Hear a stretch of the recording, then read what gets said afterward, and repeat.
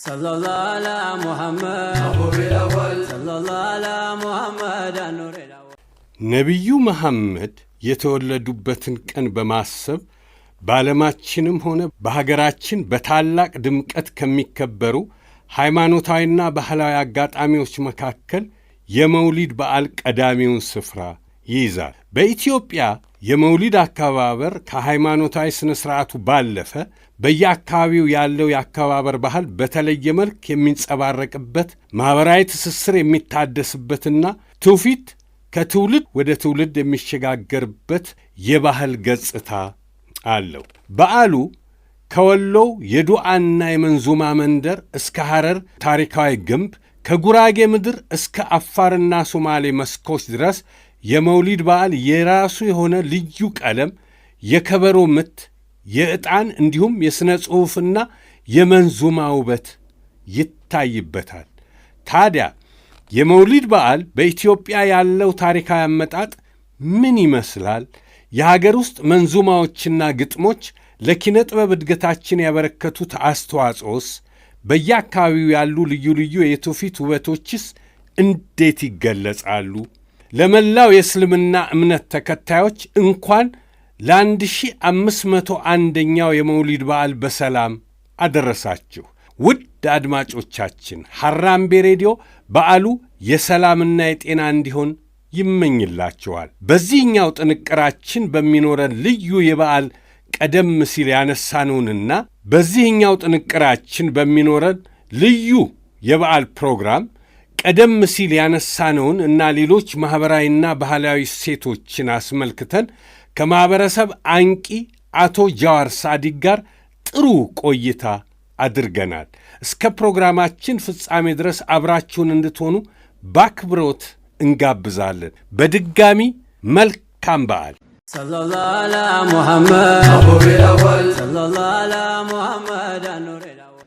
በቅድሚያ ለመላው ለእስልምና እምነት ተከታዮች እንኳን ለ1448 ወይንም ለ1501 የመውሊድ በዓል በሰላም አደረሳችሁ ለማለት ወዳለሁ። እንዲሁም ይህንን ፕሮግራም በማዘጋጀትም ለጋበዘኝ ለሐራምቤ 98.7 ራዲዮ ከመላው ስታፎቹ ጋር በሙሉ ምስጋናዬ ይድረስ ለማለት ወዳለሁ። ለዛሬው ፕሮግራሜ እንዲሆን ሁለት የቁርአንና የሐዲስ ወይም የነብዩ ንግግሮችን ጠቅስና ወደ ዋናው ርዕሳችን እንደረደራለን ኢንሻአላህ ማለት ነው። የመጀመሪያው ወማ አርሰልናከ ኢላ ረሕመተን ሊልዓለሚን የሚል አንቀጽ ነው የሚሆነው ማለት ነው። ሌላኛው ኢኒ ቡዒስቱ ሊኡተሚመ ሊመካሪሚል አኽላቅ የሚል ሁለት ነጥቦችን ነው የምናየው። ወደ ዋናው የታሪክ ጉዟችን ከመንደርደራችን በፊት መጀመሪያው አላህ ስብሓነሁ ወተዓላ ነቢዩ ሰለላሁ ዐለይሂ ወሰለም ሲልካቸው እኔ የላኩህ ይላቸዋል። አንተ የተላከው ወይንም ነቢዩ ሙሐመድን ወደዚች ምድር የላክነው ምን ለማድረግ ነው? ለዓለም ረሕመት፣ ረሕማ፣ እዝነት ለማምጣት ነው በማለት ይናገራል። ምክንያቱም በጣም ሰዎች የተጨካከኑበት፣ ሰዎች ውሸት ያበዙበት፣ ቅጥፈት እንደ ጀብድ የሚታይበት፣ አምባገነንነት ልክ እንደ ፍትሃዊነት የሚታይባቸው ነባራዊ የዓለም ሁኔታ ውስጥ ስለነበረ ያንን በማገናዘብ ወይም ያንን መሰረት በማድረግ አላህ ሱብሓነሁ ወተዓላ ለነብዩ ሙሐመድን ወደዚች ምድር ስናመጣ ወይንም ልክ እንደ ሌሎች ነብያቶች ወደዚች ምድር ስንልክ ለሰው ልጅ አስጠንቃቂና አብሳሪ አድርገን ስንልክ ለምንድን ነው? ለራህመት ነው፣ ለእዝነት ነው ብሎ ይገልጽልናል ማለት ነው። ሁለተኛው ራሳቸው ያሉት ኢኒ ቡዒስቱ ሊኡተሚመ ሊመካሪሚል አኽላቅ የሚለውን ደግሞ ስናይ ደግሞ እኔ ወደዚች ምድር አላህ ሱብሓነሁ ወተዓላ የላከኝ ወይንም የተላኩት በዚህች ምድር ላይ ላሟላ ነው። የሆነች እዚች ጋር ኮቴሽን ወይንም ኩዌስችን ማርክ ማድረግ ይጠበቅብናል ማለት ነው። ላሟላ ነው ሲባል ጀስት ሳምቲንግ የጎደለ ነገር አለ ማለት ነው። ስለዚህ ምንን ለማሟላት ነው? ሊኡተሚመ ሊመካሪሚል አኽላቅ ማለት መልካም ስነ ምግባርን ላሟላ ነው የተላኩት ብለው በራሳቸው ቀውል ወይንም ሐዲስ ተናግረዋል ማለት ነው። ይሄ ምንድነው በፊት በአረቢያው ምድር ላይ ወይንም እሳቸው በተወለዱበት ኤሪያ ላይ መካሪመል አኽላቅ በጣም የተበላሸበት ወይንም ይሄ ስነ ምግባር የተባለው ነገር በጣም የተበላሸበት ሴት ልጅ ከነሰውነቷ የምትቀበርበት ጉልበት ያለው ጉልበት የሌለውን ሀብት የሚቀማበት ዚናና ሐምር ወይንም ይሄ አስካሪ መጠጦች አእምሮን የሚለውጡ የሰው ልጅን ክብር የሚነኩ እንዲህ አይነት ክብረ ነክ የሆኑ እንትኖችን በበዙባቸው አጋጣሚዎች ነበር እሳቸው የተፈጠሩት። በጣም ብዙ ሰዎች የሚሰክሩበት ዓለም ውስጥ ብዙ ሰዎች ቁማር የሚጫወቱበት በቁማር የሚበሉበት ሚስታቸውን የሚያስይዙበት ቤተሰባቸውን የሚያስይዙበት ልጆቻቸውን የሚያስይዙበት ህይወት ውስጥ እንደገና ደግሞ ልክ እንደዚሁ በእምነት ደረጃ ደግሞ ስንሄድ ደግሞ አይዶል ወርሺፕ የነበረበት ወይንም የጣዖት አምልኮት በጣም በብዛት የተስፋፋበት አጋጣሚዎች ነበር። አንድን ፈጣሪን በመካድ ወይንም አንድን አምላክ በመካድ ማለት ነው። በአስተዳደራዊ መልክ ስንሄድ ደግሞ አምባገነንነትን ወይም ጨቋኝነትን ልክ እንደ ጀብድና ልክ እንደ መልካምነት የሚቆጠርበት ትልቅ እንትን ነበረ። በጎሳ መከፋፈል፣ በጎሳ መገዳደል ምናምን ጉዳዮች ነበሩ። ለምሳሌ አውስና ኸዝረጅ የሚባሉ ሁለት ጎሳዎች ነበሩ የአረቢያ ምድር ላይ። እነዚህ ሁለቱ ኦልሞስት ለ1000 ዓመታቶች በዚህ በጎሳ ምክንያት ሲጣሉ ነበር ነው የሚለው የኢስላሚክስ ሂስትሪው ይሄ ነው የሚያመጣው። ፋይናሊ ግን ነብዩ መሐመድ ከመጡ በኋላ እዚች ጋር በተባለው ኢኒ ሊኡስቱ ሊኡተሚመ ሊመካሪሚል አኽላቅ የሚባለው ይህ ነበረ። እነሱ እንትን መስሏቸው ለጎሳቸው ክብርና ለጎሳቸው ምናምን ሲዋጉ የነበሩ እንዲህ አይነት የዘቀጠ የስነ ምግባር ጉለት ውስጥ የነበሩ ሰዎችን እነዚህ ጉዳዮችን ለማስተካከል ነው ወደዚህች ምድር የተላኩት በማለት የገለጹት በት ጉዳይ እናነሳለን ለዛሬው። እነዚህን በዚሁ ለመንደርደሪያችን ያህል እነዚህ መሰረታዊ የመላካቸው ወይንም የነብይነታቸው ዋና ኮር እንትኖች ናቸው ተብሎ ይወሰዳል። ዛሬ ያው ፕሮግራማችን የሚሆነው ስለ መውሊድ ነው። ስለ መውሊድ አጠቃላይ ታሪካዊ ሌሎች ውደቶች ከማየታችን በፊት ያው መውሊድ ምንድን ነው የሚለውን ስለ መውሊድ ምንነት መጀመሪያ እሱን መፈተሽ ይጠበቅብናል እና ወደዛ እሱን ለማንሳት እወዳለሁ። ማለት መውሊድ የምትለው ቃል የአረብኛ ቃል ነው። ቃሉ በእኛ ወደ አማርኛው ስንተረጉመው መወለድ ወይንም ውልደት የሚል ትርጓሜ ይሰጠናል። ይህ ሲሆን መውሊደን ነበዊ መውሊድ ወይንም አልነበዊ የሚል በአረብኛው ደግሞ የነብዩን ውልደት የሚያመለክቱ ቃላቶች ይሆናሉ ማለት ነው። ይሄን ደግሞ ስንል ደግሞ የመውሊድ አልነበዊ ወይንም መውሊድ አልነቢ የሚለው ደግሞ የነብዩ መሐመድ ውልደትን የሚያመለክት ይሆናል ማለት ነው። ይህንን መሰረት በማድረግ እንደ ኢትዮጵያ ይህ መውሊድ የተለየ ታሪክ አለው። በዓለም 2 ሀገራት ብቻ ነው ማያከብሩት። ያው እነሱም ኳታርና ሳዑዲ አረቢያ ነች። ሳዑዲ አረቢያ ኦልሞስት በካላንደር ደረጃ ባትዘጋም በተለይ ከመሐመድ ቢን ሰልማን ወደ ስልጣን መምጣት ወደዚህ ቀኑን በይፋም ባይሆንም በማሰብ ብቻ ማክበር የጀመረችበት ሁኔታ አለ። ያው ይህንን ቱሪዝሟን ያነቃቃችበት የሚገኝበት ሁኔታ አለ። ታዲያ ይህ የነብዩ መሐመድ ሰለላሁ ዐለይሂ ወሰለም የልደት ቀንን በማሰብ የሚከበረው የመውሊድ በዓል በኢትዮጵያ እስልምና ውስጥ እጅግ የጎላ ያው ስፍራ ነው ያለው።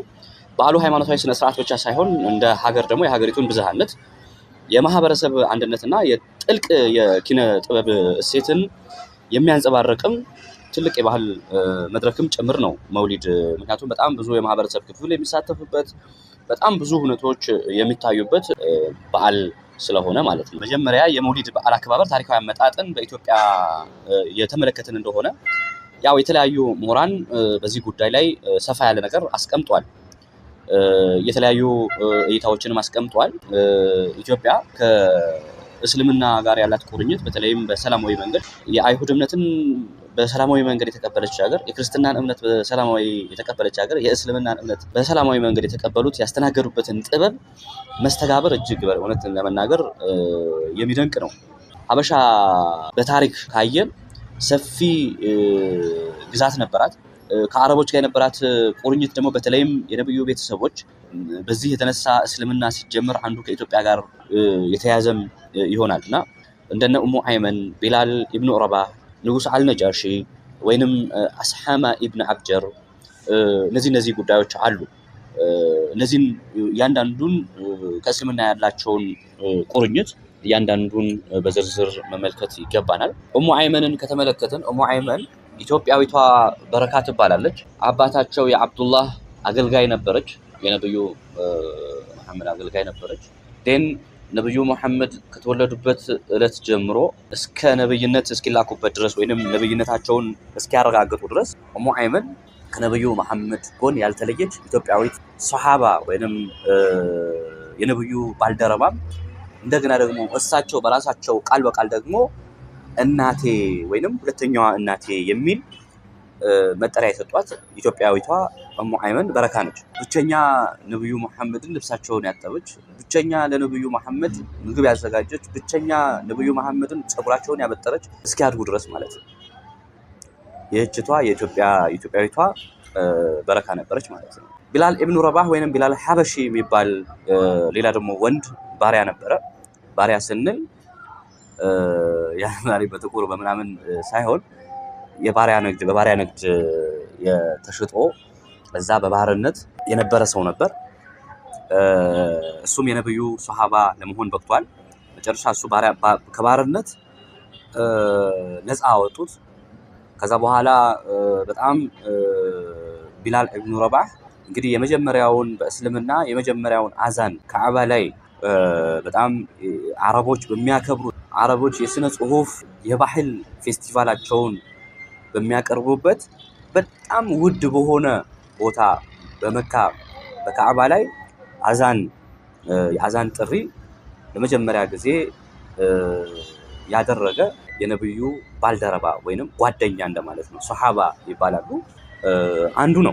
ሌላኛው ኢትዮጵያ ከእስልምና ጋር ያላት ቁርኝት እስልምና ከኢትዮጵያ ጋር ያላት ቁርኝትን ከተመለከትን አስሐመተን ኢብኑ አብጀር ወይንም ንጉስ ነጃሺ እንለዋለን። ኢትዮጵያ በነበራት ሰፊ ግዛት እስከ ላዕላይ እስከ የመን የምታስተዳድርበት ወቅት ኢትዮጵያ ከአረቡ ዓለም ከኢትዮጵያ ጋር የነበረው ቁርኝት ከፍተኛ ነው። በተለይም የቁረይሽ ጎሳዎች ከኢትዮጵያ ጋር የነበራቸው ቁርኝት ሰፊ ነበረ።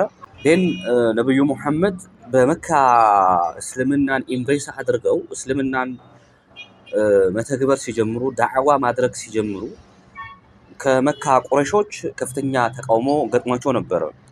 የመካ ቁረይሾች ባለስልጣን ናቸው፣ ባለሀብት ናቸው፣ ተሰሚነት አላቸው፣ የጣዖቱን ዋና ተቆጣጣሪዎች ናቸው።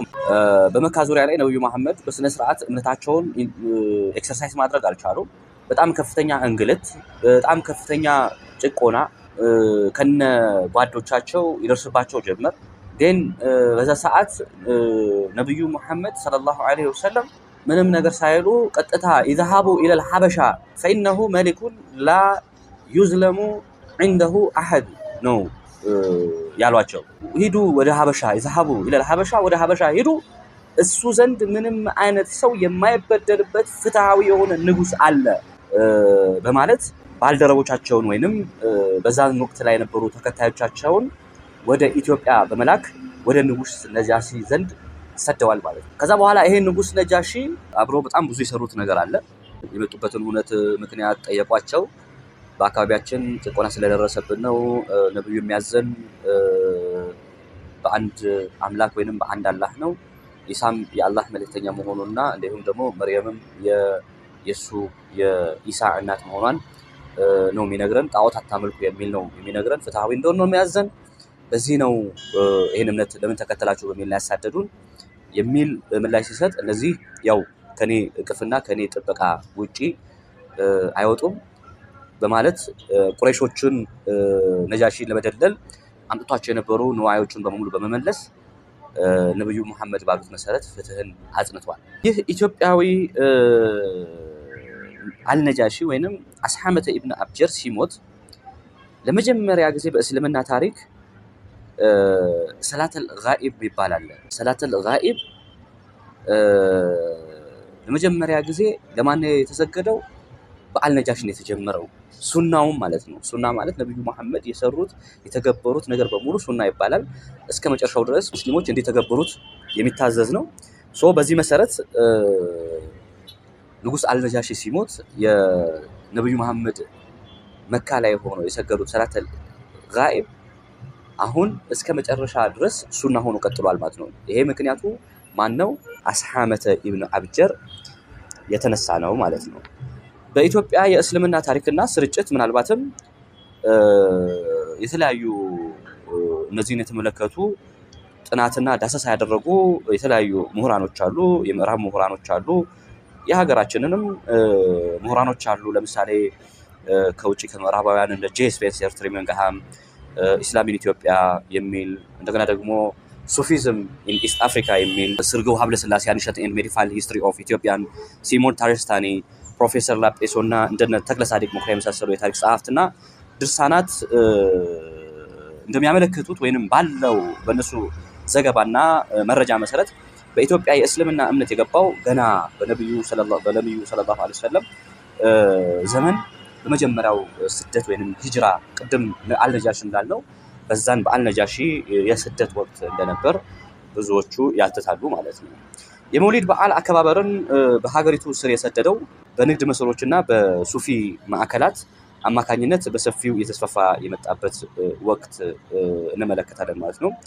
ትሪሚንግሃም በዚህ ኢስላም ኢትዮጵያ በሚለው መጽሐፉ ላይ እንደሚያብራራው በኢትዮጵያ የሚገኙ የሱፊ መንገዶች ወይንም ጦሪቃዎች በዓሉን ማህበራዊ መልክ በማስያዝ ረገድ ትልቅ ሚና እንደተጫወቱ ነው በደንብ የሚያስቀምጠው ወይንም የሚያብራራው ትሪሚንግሃም። የመውሊድ አከባበር ከህዝቡ ከእስልምና አስተምህሮ እና ከነብዩ መሐመድ ሰለላሁ ዐለይሂ ወሰለም የህይወት ታሪክ ወይንም ሲራ ጋር በቀላሉ እንዲገናኝ ማድረጊያ ዋነኛው ስልትም ሆኖ አገልግሏል።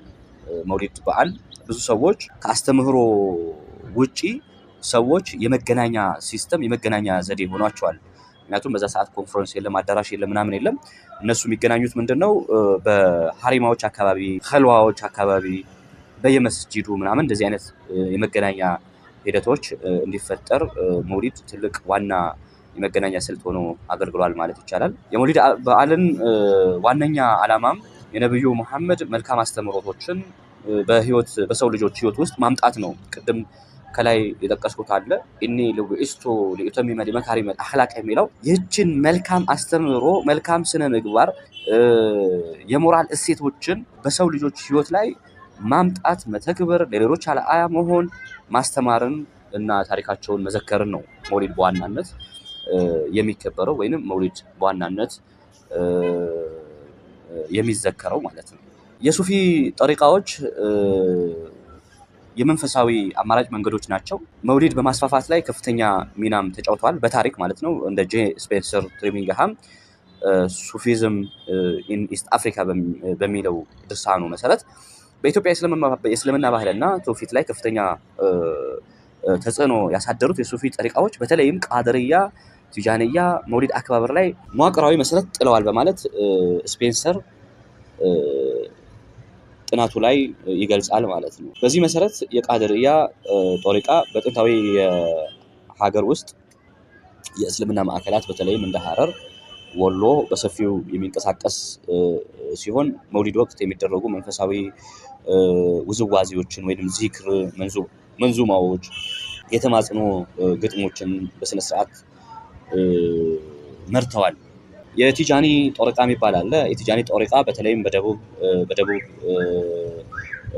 አካባቢ ወደ ኦሮሚያ ክፍል ወደ እንደነ ጅማ፣ ሶማሌ እንዲሁም በዚሁ በአዲስ አበባ አካባቢ ላይ በደንብ የሚገኝ ጠሪቃ ነው ማለት ነው። የመውሊድ በዓልን በጋራ የማክበር ሰፊ ማዕድ የማዘጋጀት ሰላዋትን በነብዩ ላይ የማውረድ ሰላዋት ማለት ያው እሳቸውን የሚያወድሱ ውዳሴዎችን ማለት ነው። የጋራ ውዳሴዎችን የማድረስና እንዲህ አይነት ልማዶችን በደንብ ማህበረሰቡ ዘንድ እንዲሰርጹ ከፍተኛ ሚና ተጫውተዋል ይላል።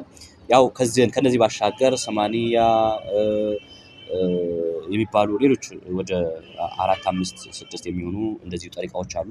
አንዳንድ ከኛም ወጥቶ ወደ ሌላ ኢስት አፍሪካ ላይ ያሉ እንደዚሁ የተጠቀሱ ጠሪቃዎች አሉ ብሎ ይነግረናል ጄ ስፔንሰር ትሪሚንግሃም ማለት ነው።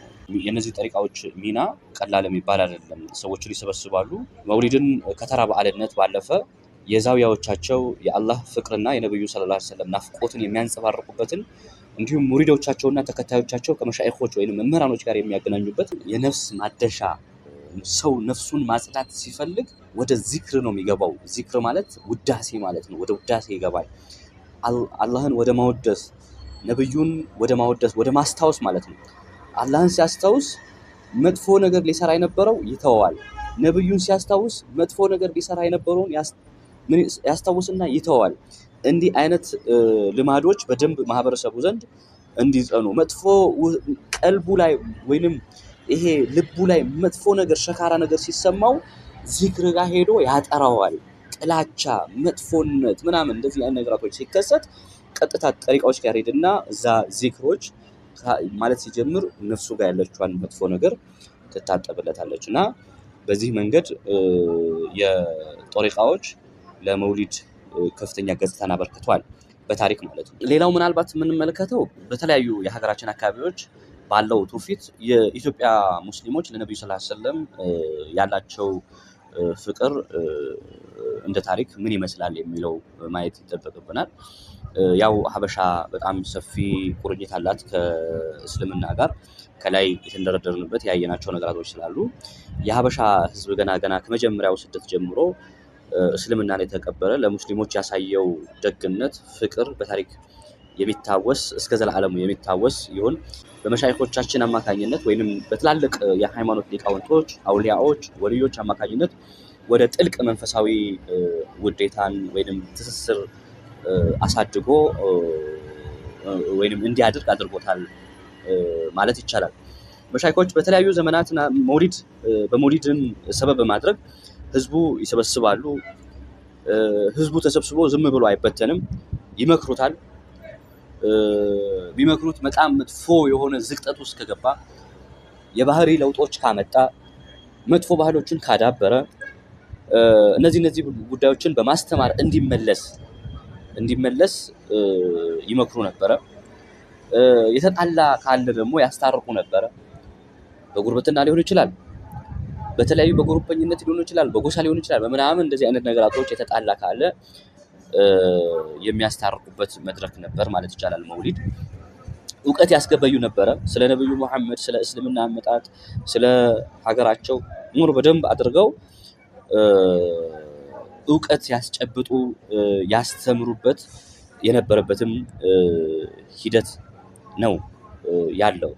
ሌላኛው የሀገር ፍቅር በደንብ ያስተማሩበት ነው። አንድ መውሊድ ሲወጣ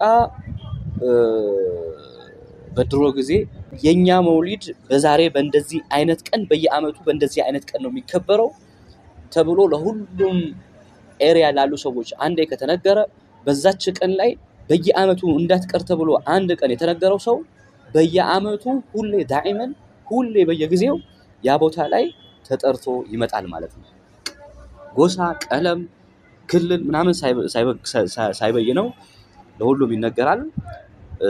በዚህ መልኩ መጥተው ተሳትፈው መውሊዱን አክብረው የኢትዮጵያዊነት ፍቅርን ሰንቀው ይሄዱ ነበረ። የኢትዮጵያዊነት ፍቅርንም በዚሁ ያስተምሩ ነበረ በመውሊድ ሰበብ ማለት ነው። ይህ አካሄድም በየአካባቢው የተለያየ ባህላዊ ውበት እንዲኖረው አድርጓል።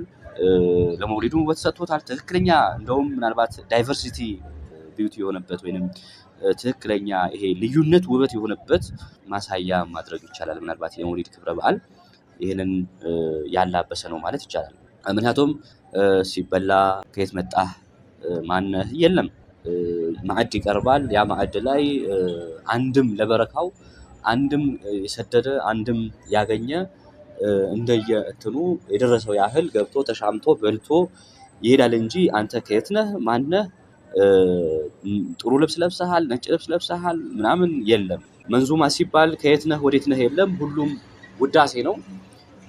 አብሮ ውዳሴ ሲደረግ መድኽ ሲደረግ በአብሮነት መንዙማው ሲከበር ያለምንም ልዩነት አብሮ የተወዛወዘ አብሮ መንዙማውን እያለ በአብሮነት ሲከበር የመጣም ዘመን ተሻጋሪ አንድነት እሴት ነው መውሊድ።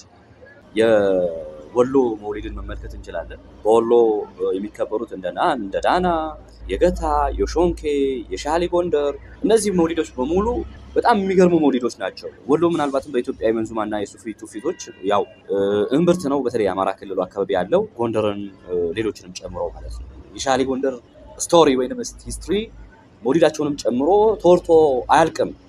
ኢትዮጵያዊ ፍቅራቸውን በተመለከተም ተወርቶ አያልቅም። ሰዎች ከየትና ከየት ጀምረው የእሳቸውን መውሊድ እንደሚታደሙና መውሊዳቸውን ለማክበር ራሳቸው ቆሞ እንጀራ ጋግረው እንዴት መውሊድን እንደሚያወጡ እንደነበረ በሰፊው በሂስቶሪያቸው ተጠቅሷል። እና ዳናዎቹ ያሉ ታሪካዊ ማዕከላት ምናልባትም በ10 ሺዎች በሚቆጠሩ ዑለማዎችና ምዕመናን ለመውሊዱ ይታደማሉ። ይሄ ሁሉ የሚታደመው በሙሉ ከለሩ ተመርጦ ሀብቱ ተመርጦ ዘሩ ተመርጦ ምናምን አይደለም። ቅድም ከላይ እንዳልኩት ቀኑ የዳና መውሊድ የሚከበረው በዚች ቀን ነው ተብሎ አንድ ቀን የተነገረዋ ከታሪክ ከአንደኛው ሀሪማ እስከ ሌላኛው ሀሪማ ይተላለፋል። የእሳቸው መውሊድ ወይንም የእንደዚህ መውሊድ በዚህ ቀን ነው የሚከበረው። በቃ በዛች ቀን አያልፍም። በቃ ምዕመናኖች በዛች ቀን መግባት ይጀምራሉ። በዚህ መልኩ ያለምንም ልዩነት ይከበራል ማለት ነው። የወሎ መሻይኾች መውሊድን ትልቅ የዳዕዋና የእስልምና ጥሪ የትምህርት መድረክ ያደርጉታል። የነብዩ ሰለላሁ ዐለይሂ ወሰለም ሲራ፣ የህይወት ታሪክ በስፋትም እዛ ቦታ ላይ ይነበባል። እርቅና ሰላምን ያወርዱበታል። በመውሊዱ ዋዜማ በመንደር በጎሳ መካከል ያሉ አባቶችን መሻይኾች ዳኝነት መጥተው ችግሮች ምንድናቸው ብለው ችግሮችን ይፈታሉ። ያሉ ሰዎችን ሳይታረቁ መውሊዱ አይቀመጡም፣ በረካ የለውም ብለው ስለሚያስቡ ማለት ነው። ያው ባህላዊ ማዕዶች ይዘጋጃሉ። ስጋ ይዘጋጃል፣ እንጀራ ይዘጋጃል፣ ዳቦዎች ይዘጋጃሉ ምናምን እንደዚህ ነገራቶች ተዘጋጅተው ንፍሮ ይዘጋጃል። ከዛ ይሄንም ያንን እየቃመሰ ያው ዙማውን መማማሩንም አድራውንም እያለ መውሊዱ ያወጣሉ ወይንም ይዘክራሉ ማለት ነው።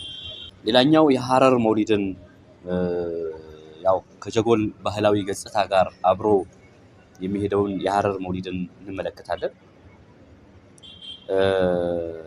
ጥንታዊ የእስልምና ከተማ ነች እንደሚታወቀው ሐረር። አብዛኛው እስላማዊ ስንትኑ ስንመለከት እንደ ጄ ስፔንሰር፣ እንደ ትሪሚንግሃም፣ እንደ ጅማ፣ እንደ ሐረር ባሉ ጥንታዊ ቦታዎች የእስልምና አካባቢዎች መከበር መጀመሩን የጠቀሰባቸው ሂደቶችም አሉ። ኢስላም ኢን ኢትዮጵያ በሚለው የታሪክ ድርሳኑ ላይ ማለት ነው። የጀጎል ሴቶች በባህላዊ አልባሳት አጊጠው፣ ወንዶች ነጭ ጀለቢያ ለብሰው በየክብረ በዓሉ ስፍራዎች ይሰበሰባሉ፣ ነብዩን ያወድሳሉ፣ ስጦታ ይሰጣጣሉ ምናምን እንደዚህ ነገሮች ባህላቶች። በሐረሪ ቋንቋ የተገጠሙ ጥንታዊ ዚክሮችና የተለያዩ ደፎችን ወይንም የከበሮ አመታቶች ስልቶችን አሉ። እነዛን እንትን በማለት መውሊዱ በተለየ ሁኔታ ያድምቁታል ማለት ነው። በኦሮሚያ ባሌ እንሄዳለን። የባሌ ዜማው በጣም የሚገርም ነው። በጣም የሚገርም ዜማ አለው። ሼኽና ሁሴን ወይንም ድሬ የምንለው ማለት ነው። የራሱ የመንዙማ የሚወጣበት ዜማው የተለየ ነው። ሰዎች ከተለያዩ ቦታዎች ቅድም እንደተባለው ምንም ዘር ቀለም ምናምን ሳይለይ ኦሮሚያ የባሌ መውሊድ በሚከበርበት ሰዓት ላይ ከየቦታው ልክ እንደዚሁ ተሞ እዛ ቦታ ላይ የነብዩ መውሊድን በተለየ መልኩ በስፍራው ይከበራል ማለት ነው። ሰለላሁ ዐላ ሙሐመድ እዚህ ቦታ አሁንም አንተ ስልጤ ነህ፣ አንተ ጉራጌ ነህ፣ አንተ አማራ ነህ፣ አንተ ትግሬ ነህ የለም። ሁሉም ኢትዮጵያዊ እዛ ቦታ ላይ ነብዩ ሙሐመድ ሰለላሁ ዐለይሂ ወሰለም ለማወደስ ለመዘከር እዛ ቦታ ላይ ይገናኛል። ተገናኝቶ ተቃቅፎ ወደየስፍራው ወደየመንደሩ ወደየመጣበት ይበተናል ማለት ነው። ወደ ታች ዝቅ ስንል ደግሞ ልክ እንደዚሁ የጉራጌ የቃጥባሬ መውሊዶችን እንመለከታለን። የአብሬት መውሊዶችን እንመለከታለን። በስልጤ ወደ አልከሶ መውሊዶችን እንመለከታለን። እነዚህ ታዋቂ የመሻይኽ መንደሮች መውሊዱን ራሱ ከማህበረሰባዊ ትስስር ጋር በጥብቅ አያይዘውታል። በተለያዩም ወደዛ አካባቢ ላይ ስንመለከት በንግድና በስራ በተለያዩ የሀገሪቱ ክፍሎች ያሉ የጉራጌ ተወላጆች፣ የስልጤ ተወላጆች መውሊዱ በሚከበርበት ሰዓት ወደ ትውልድ ቀያቸው እንዲመለሱ ያደርጋል። በትግራይ ምናልባትም በዓል ነጃሺ ጨምሮ በየአካባቢው መውሊድ ይከበራሉ። አምባሻው ቆሎ ይዞ ይመጣል፣ ሰደቃ ያደርጋል። ለመጣው ሁሉ ምንም በቃ ሳይለይ በልቶ ጠጥቶ ተደስቶ ነው ተምሮ ይበተናል። የአልነጃሺ አሹራ መውሊድን ከተመለከትን ከየሀገሪቱ ከየጎረቤት ሀገራት ጨምሮ የሚመጡ ሙስሊሞች በጣም ብዙ አያሌ ናቸው እና እንደ ሀበሻ አከባበር የተለያዩ ዝክሮች፣ መንዙማዎች፣ ሲራ፣ የህይወት ታሪክ ጨምሮ ስለ ነብዩና ስለ ነጃሺ በሰፊው እዛ ቦታ ላይ ይነገራል፣ በደንብ ይዘከራል እና እዛ ቦታ ላይ ማነህ ከየት መጣህ የሚባል ነገር የለም። ከጎረቤት ሀገር ከሱዳን ይመጣል፣ ከግብጽ የሚመጡ አሉ፣ ከቱርክ ይመጣል፣ ከኬንያ ይመጣል። ይሄ ሁሉ እዛ ቦታ ላይ በነጃሺና በነብዩ መሐመድ ሰለላሁ ዐለይሂ ወሰለም መካከል ያለውን ቁርኝት መስተጋብር መውሊዱ ለማክበር ነው የሚመጡት ማለት ነው። የሚገርመው ነገር እዚህ ጋር በጣም የሚገርመኝ መሻይኾቹ ሲገናኙ ስለ ሁሉም ቦታ ሁኔታዎች ይሄ ኢንፎርሜሽኖች ይለዋወጣሉ፣ መረጃዎች ይለዋወጣሉ። እንደገና ደግሞ ሙጠላም ይባላል መማማር ያከናውናሉ እና በዛው አጋጣሚ ተገናኝተው ዝም ብሎ አይተላለፉም። አንዱ በተለየ መንገድ ያየበትን ሂደት ወይንም አንዱ ያለው መክሊት አንዱ ለምሳሌ ፉቃሃ ሊሆን ይችላል፣ አንዱ የሐዲስ ኤክስፐርት ሊሆን ይችላል እና አንዱ ከአንደኛው ፈትዋ ይጠይቀዋል፣ አናሊሲስ ይጠይቃል። አንደኛው ደግሞ ከሌላኛው አናሊሲስ ጠይቆ ተማምረው ይለያያሉ። በጣም የሚገርም የእውቀት ፍለጋ ያስቀናል ማለት ይቻላል እና በጣም ይገርመኛል። አሁን ይሄ የእውቀት ውርርስም ጭምር ነው እና ትልቅ ልንማርበት የሚገባ ትልቅ ተሰጥኦ ወይንም ጥበብ ነው ብዬ አስባለሁ። ሌላው ያው መውሊድ በየትኛውም ቦታ ላይ ሲዘጋጅ ልክ አሁን ነጃሺም እንደዚሁ ሲዘጋጅ ምግብ ይዘጋጃል፣ ቅድሚያ እንግዶች እንዲስተናገዱ ይደረጋል። በዚህ መሰረት ከቦረና፣ ከአዲስ አበባ፣ ከድሬዳዋ፣ ከሐረር፣ ከጉራጌ፣ ከወሎ የሚመጡ ሁሉም ቦታ ምዕመናኖች ምንም አይነት የተለየ ልዩነት ሳይኖር በፍጹም መንፈሳዊ ወንድማማችነት ምንም የተቀመቀሙ አንድ ወንድማማቾች እስኪመጡ ድረስ ተገናኝተው ሲለያዩ ተቃቅፈው ለቀጣዩ እንዲያደርሳቸው ራሱ ጸሎት እያደረጉ ዱዓ እያደረጉ እርስ በርሳቸው ተመራርቀው ይሸኛኛሉ። በጣም የሚገርም ያስደንቅ ነገር ነው። በጣም በቃ የሚያስቀና ቦታው ላይ ስንገኝ ደግሞ በጣም የሚያስለቅስ ፍጹም መንፈሳዊነትን የሚያላብስ ተግባር ነው እና መውሊድ ላይ ከምንመለከታቸው ነገራቶች መንዙማ ነው እና የመንዙማ እንጉርጉሮች፣ ግጥሞች በጣም የተለየ ተሰጥኦ ወይንም ኢትዮጵያ የተለየ ራሷ እንትን አላት እና እነዚህን የመንዙማ የእንጉርጉሮ ግጥሞች እንደው ለኪነ ጥበቡ ዘርፍ ያበረከቱ አስተዋጽኦ ምንድን ነው የሚል ያው መመልከት ግድ ይላል እና አልቡሃሪ የሚባል የሐዲስ ዘጋቢ ትልቅ መጽሐፍትን ያዘጋጁ ትልቅ ሊቃውንት አሉ። በእሳቸው መጽሐፍ እንደተጠቀሰው ነብዩ መሐመድ ባሉበት ዘመን ሀበሾች የተለያዩ ግጥሞችና እንትኖችን በመቅጠም ይወዛወዙ ነበረ። ሲወዛወዙ ነብዩ አይተው ዝም ይሏቸው ነበረ የሚል እንትኖች አሉ እና በጣም ብዙ ሰዎችም በዚህ ይማረኩ ነበር።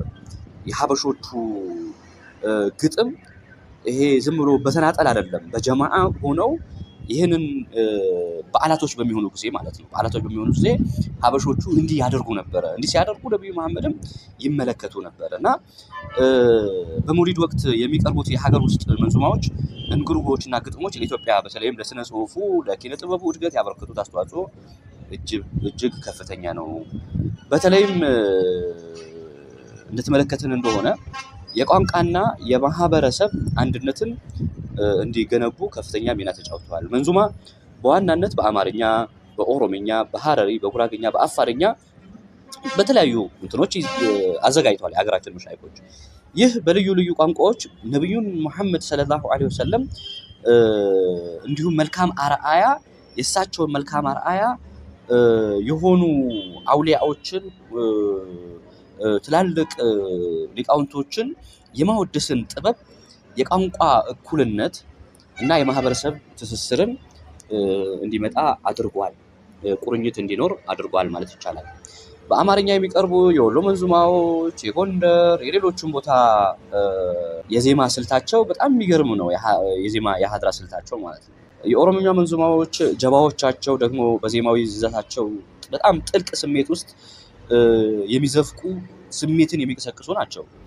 ህዝቡ በተለያየ ቋንቋ የሚቀርቡ መንዙማዎችን በማዳመጥ የሌላውን ማህበረሰብ ባህል ስሜት እንዲረዳ፣ በዚህም ጥበብ ህዝቡ እርስ በርሱ እንዲጋመድና እንዲተሳሰርም መንዙማ ከፍተኛውን ሚና ተጫውቷል። ፖትሪ ላይ በተመለከተ ምናልባትም በስነ ጽሁፍ በዜማ ስልቶች ላይ ያሳደረውን ተጽዕኖ ራሱ በጣም ከፍተኛ ነው። የመንዙማ ግጥሞች የራሳቸው የሆነ ቤት የመምታት የዜማ ስልት አላቸው። ጥንታዊ መሻይፎች በተለይ በጣም እንደ ሼህ ጅብሪል፣ ሼህ ጫሌ፣ የአብሬት መንዙማ፣ የቃጥባሬ፣ የሼህ መሐመድ አወል እንዲሁም ሌሎችም የተጠቀሙባቸው የስነ ቃል የግጥም ስልቶች፣ ዜማዎች ምናልባትም ዛሬ ለደረሰው ዘመናዊ የአማርኛ፣ የኦሮምኛ፣ ለአረብኛ ጭምር ስነ ጽሁፍ መሰረት ጥሏል ብንል ማጋነን አልሆነም። ምክንያቱም በአረብኛው ስልት የአብሬት ሸህ በአረብኛ ብዙ ግጥሞችን ጽፏል። የአብሬት በጉራጌ የሚገኙት የአብሬት ሸህ የአረብኛ ስነ ጽሁፋቸው አረቦችን ጭምር አጀብ ያሰኘ የስነ ጽሁፍ ጥበባቸው በጣም ከፍተኛ መሆኑ በዘርፉ ባሉ ባለሙያዎችም ጭምር ይመሰከርላቸዋል። የጥንት አባቶች መንዙማ መንፈስ ከማላላት ባለፈም የማስተማሪያም የዳዕዋ ወይንም የጥሪ ቅርንጫፍም አድርገው ይጠቀሙበት ነበር። ምክንያቱም ስለ እስልምና ማስተማር፣ ስለ ነብዩ ማስተማር፣ ስለ አላህ ማስተማር እነዚህ እንትኖቻቸው በዚሁ በመንዙማና በግጥሞቻቸው ስር በዚሁ ለዳዕዋ ይጠቀሙበት ነበር ማለት ነው። የመውሊድ ምናልባት ህብረ ብሔራዊ መስተጋብሩን የመዋቅር ሁነት ካየን ዘር አይለይም፣ ቀለም አይለይም፣ ዞን እና ዞን የማይለይበት መንፈሳዊ መድረክ ብቻ ነው። የዘር ካርድ የለው፣ የሀብት መስፈርት የለበትም። ሀብታም ነህ፣ ደሃ ነህ፣ እንደዚህ ነህ ተብሎ የለም። ሁለንተናዊ እኩልነትን የተስተናገደበት ነው። የሰብአዊነትና የሙስሊምነት የመስፈርትን ብቻ ተንተርሶ የሚከናወን በዓል ነው። ባለስልጣን ነህ፣ እንደዚህ ነህ፣ የከበርቴ ሰው ልጅ ነህ ብሎ ነገር የለም። ማንም ሰው ቦታው ላይ መጥቶ ነብዩን መመደህ፣ ነብዩን ማወደስ፣ መውሊዳቸውን ማክበር የሚችልበት እንዲህ አይነት ማህበራዊ መስተጋብር ፈጥሯል ማለት ነው። በአጠቃላይ መውሊድ ዘር፣ ቀለም፣ ድንበር የማይለይበት መንፈሳዊ መድረክ ፍጹም መንፈሳዊነትና ማህበራዊ መሆኑን ከየትኛውም የሀገሪቱ ክፍሎች የመጡ ሰዎች ያለምንም ልዩነት የሚታደሙበት በዓል ሆኖ ከጥንት እስከዛሬ ድረስ ያው ዘልቋል ማለት ነው። ታሪኩን ጠብቆ ፍሰቱን ጠብቆ መጥቷል ማለት ነው። በዓሉ በፍቅር የሁሉም የሆኑትን ነብዩ ሰለላሁ ዐለይሂ ወሰለም አወድሶ ደስታን ተቋርሶ የሚመለስበት መድረክ በመሆኑ የዘርና የጎጥ ክፍሎችን አፈርድም ያበላበት ወይንም ያስወገደበት በጣም ትልቅ እሴት ነው ብሎን መውሰድ እንችላለን። እንደ ሙስሊም ብቻ ሳይሆን እንደ ሀገርም ትልቅ እሴት ነው። እንዲህ አይነት እሴቶች በጣም መንከባከብ መጠበቅ ያስፈልጋል እና ምናልባት ያው ኡስታዞች፣ የእምነት ተቋማቶች፣ ባለድርሻ አካላቶች እነዚህን ቅርሶችን እሴቶችን በመጠበቅ ረገድ ያላቸው ሚና ወይም ኃላፊነት በተመለከተ መውሊድ ከላይ እንዳልነው እንደነ ስፔንሰር ትሪሚንግሃ፣ ፕሮፌሰር ላጲሶ ደሌቦ እንደነ ተክለ ጻድቅ ሙክራ ያሉት መውሊድ ከጥንቱ ጊዜ ጀምሮ በተለይም በኢትዮጵያ ረዥም ጊዜ ያስቆጠረ መሆኑን ከላይ የነገሩን ወይንም ትንሽ በራፍሊ ጠቅሰን ያለፍነው ነገር አለና እንግዲህ ይህንን ትውልድ ተሻጋሪ የመውሊድ በዓል የባህል የታሪክ ሀብት መበላሸት የለበትም ብዬ አምናለሁ። ሀብት ሳይበላሽ አሁን ባለው መልኩ ወይንም ድሮ በሚከናወንበት መልኩ ተንከባክቦ ይዘቱን ጠብቆ ለቀጣዩ ትውልድ ለማስተላለፍ የኡስታዞች የዑለማዎችና የባለድርሻ አካላት ሚና እጅግ በጣም ወሳኝ ነው ብዬ አምናለሁ። ትክክለኛውን ትውፊት ማስተማር ረገድ በጣም ከፍተኛ ኃላፊነት ይጠበቅባቸዋል። ምክንያቱም መውሊድ ከዘረኝነት ከፖለቲካ ክፍሎች የጠራ የፍቅር የአንድነት መድረክ መሆኑን ለወጣቱ ትውልድ በተከታታይ መስበክ ልክ ሌሎች ከዚህ ቀደም በፊት በመጣበት ቅደም ተከተል ወይም ተርቲብ መሰረት እንዲከናወን ታሪኩን ማስጠበቅ፣ እሴቱን ማስጠበቅ፣ ትውፊቱን ማስጠበቅ ለሌላኛው ማሸጋገር አስፈላጊ ነው የሚሆነው። ዜማዎቹንም ሳይቀር ማለት ነው። የዜማ ሂደቶች እንዳይቀየሩ ዜማዎች በራሳቸው ሀብት ናቸው። ዜማዎች በራሳቸው ቅርስ ናቸው። እነዚህ ዜማዎቻቸውንም ጭምር ለቀጣይ ትውልድ ማስተላለፍ አስፈላጊ ነው የሚሆነው ማለት ነው። ግጥሞቻቸውን ጭምር ጽሁፋዊ ሰነዶችን ማዘጋጀት፣ ጥንታዊ መሻይፎችን የተጻፉ መንዙማዎች፣ የኪታብ የግጥም ስራዎቻቸው አሁን ጊዜው መረጃ እነዚህ መረጃዎች እንዳይጠፉ ዲጂታላይዝ ማድረግ ወይንም ወደ ማኑስክሪፕት ታትሞ እንዲወጡ ማድረግ፣ ወደ መጽሐፍትነት መቀየር ማለት ነው። እንደዚህ ነገራቶች ማድረግ ይጠበቅባቸዋል። የትምህርት ሂደታቸውን ማስቀጠል፣ በፊት የሚያደርጉት መሻይኾች የሚያስተምሩት ሊቃውንቶች የሚያስተምሩት አስተምሮት ማስቀጠል፣ በመውሊድ ወቅት የሚደረጉትን የእርቅ፣ የደግነት፣ የማህበረሰብ አንድነት እሴቶች እንደዚሁም ትምህርቶችን የሚያስተምሯቸው የነበሩ ትምህርቶችን አጠቃላይ እነሱ ይዘውት የመጡትን ያስተላለፏቸውን ኢስላማዊ እሴቶችን፣ ኢትዮጵያዊ እሴቶችን፣ ማህበረሰባዊ እሴቶችን ወደ ቀጣይ ማስተላለፉ አስፈላጊ ነው ማለት ነው።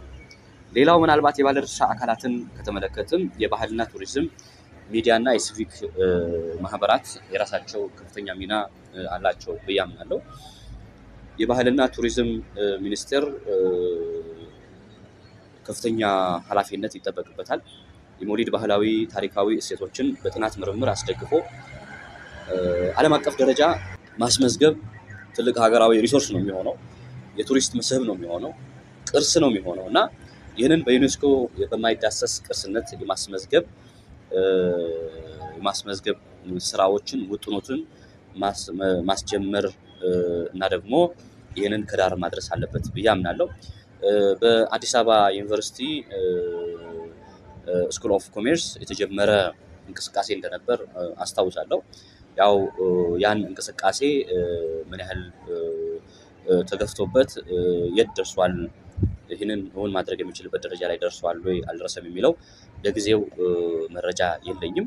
ነገር ግን ያው ይህንን ሂደት በባህልና ቱሪዝም ሚኒስቴር በደንብ ገፋ ተብሎበት በደንብ ተሰርቶበት በሀገር አቀፍ ደረጃ የመውሊድ በየቦታው የሚደረጉ መውሊዶችን ተሰንዶ በዩኔስኮ በማይዳሰሱ ቅርስነት ለማስመዝገብ የሚደረጉ ጥረቶች ሊያስብበትና ይህንን ሊሰራ ይገባል ብዬ አስባለሁ። ሌላኛው የመገናኛ ብዙሃን የራሳቸው ሚና ይኖራቸዋል። በየአካባቢ ያሉ የመውሊድ ቅድም ያልናቸው የተለያዩ የሚተገበሩ ጉዳዮች አሉ፣ እርቆች አሉ፣ የማብላት እንደገና ደግሞ ይሄ ብሔራዊ አንድነቱ እንደገና ደግሞ የራሱ የግጥም የመንዙማው ሂደቶች አሉ። እነዚህ ውበቶቹን የሚያሳዩትን ጉዳዮቹን አጠቃላይ መውሊዱን በተመለከተ ዘጋቢ ፊልሞችን የማዘጋጀት የዘገባ ከቨሬጆችን ማድረግ የህዝብ ግንኙነቶችን የማጠናከር ሚዲያው ላይ ሞር የማጠናከር ስራዎችን ይጠበቃል። ስፔሻሊ ኢስላሚክስ ሚዲያዎች ይሄ ይጠበቅባቸዋል። እነዚህ ጉዳዮችን መስራት፣ እነዚህ ጉዳዮችን በደንብ ማውጣት ይጠበቅባቸዋል። ሌሎች ሚኒስትሪ ሚዲያዎች ደግሞ መውሊድ ከኢትዮጵያዊነት ከኢትዮጵያዊ መንፈስነት እንደዚሁም ከሰብአዊነት እንደዚሁም ከማህበረሰብ ይሄ ህብረ ብሔራዊ ግንባታ ጋር ያለው ቁርኝትና ያደረጉ አስተዋጽኦ በተመለከተ በሰፊ በዶክመንተሪ መልክ የመስራትና ይህንን ለቀጣዩ ትውልድ የማስተላለፍ ሚና ይኖራቸዋል። ይህንን ያው ከነሱ በደንብ ጠንከር ብሎ የመስራት ኃላፊነት ይኖርባቸዋል ብዬ አስባለሁ። ውድ አድማጮቻችን የመውሊድ በዓል በሀገራችን ኢትዮጵያ የሃይማኖት መገለጫ ብቻ ሳይሆን የህዝብ ለህዝብ ግንኙነት፣ የፍቅር፣ የደስታና የጋራ ባህላዊ እሴቶቻችን ማያያዣ ገመድ መሆኑን ከዛሬው እንግዳችን ከማኅበረሰብ አንቂ አቶ ጀዋር ሳዲቅ ጋር በነበረን ቆይታ ተመልክተናል። ይህንን ትውልድ ተሻጋሪ የሆነ የታሪክና የባህል ሀብታችንን ማንነቱና ይዘቱ ሳይበላሽ ለቀጣዩ ትውልድ ለማስተላለፍ የኡስታዞች፣ የታሪክ አጥኚዎችና የመላው ባለድርሻ አካላት ኃላፊነት ከፍተኛ ነው። ባህሎቻችንን፣ ትውፊቶቻችንንና የጋራ እሴቶቻችንን ጠብቀን ማቆየት ለአንድነታችንና ለሰላማችን መሠረት ነው። ለዛሬ ያዘጋጀንላችሁ ልዩ የመውሊድ በዓል ዝግጅታችን በዚሁ አበቃ። በዝግጅቱ ላይ አብረው የቆዩት እንግዳችን አቶ ጀዋር ሳዲቅን እያመሰገንን ለመላው የሙስሊም ማኅበረሰብና ሀገራችን ኢትዮጵያ የሰላም የፍቅርና የደስታ በዓል እንዲሆንልን እንመኛለን። ሰለላሁ ዐላ ሙሐመድ